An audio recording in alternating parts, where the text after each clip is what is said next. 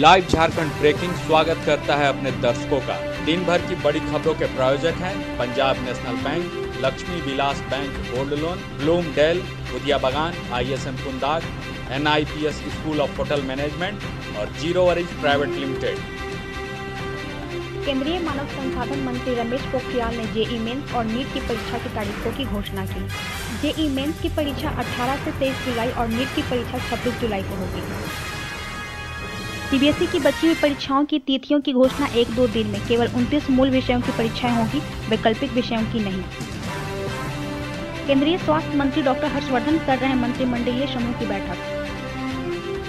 Supreme court ने प्रवासी मजदूरों से संबंधित कांग्रेस सांसद जयराम रमेश की याचिका पर सुनवाई करने से किया इनकार। स्वास्थ्य मंत्रालय ने कहा है कि कोरोना वायरस के संक्रमण का बुजुर्गों को सर्वाधिक खतरा। केंद्रीय परिवहन मंत्री नितिन गडकरी ने एंटरटेनमेंट सेक्टर के तकनीकी विशेषज्ञों से की बातचीत। केंद्रीय कार्मिक, प्रशासनिक और राजभाषा सुधार विभाग के राज्य मंत्री जितेंद्र सिंह ने सभी राज्यों में पेंशन और अन्य सुविधाओं को लेकर नोडल अफसरों से की बातचीत। कांग्रेस के पूर्व अध्यक्ष राहुल गांधी ने नोबेल पुरस्कार विजेता अभिजीत बनर्जी से अर्थव्यवस्था पर कोरोना संकट को लेकर की बातचीत।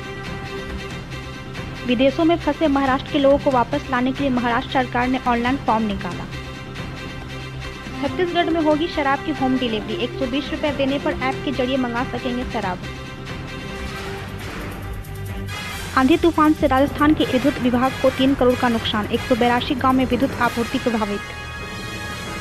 एयर विस्तारा प्रबंधन ने मई और जून में वर्गीय अधिकारियों को 4 दिन लीव विदाउट पे पर जाने का दिया आदेश। मेजर अनुज सूद का पंचकुला में हुआ अंतिम संस्कार। हंदवाड़ा मुठभेड़ में हुए थे शहीद। दूसरे दिन भी शराब की दुकानों में दिखी लंबी कतार। दिल्ली में बढ़ी हुई दर का नहीं दिखा असर। हर घर चुपचाप से ये कहता है, अच्छा लगता है जब सब कोई अंदर रहता है।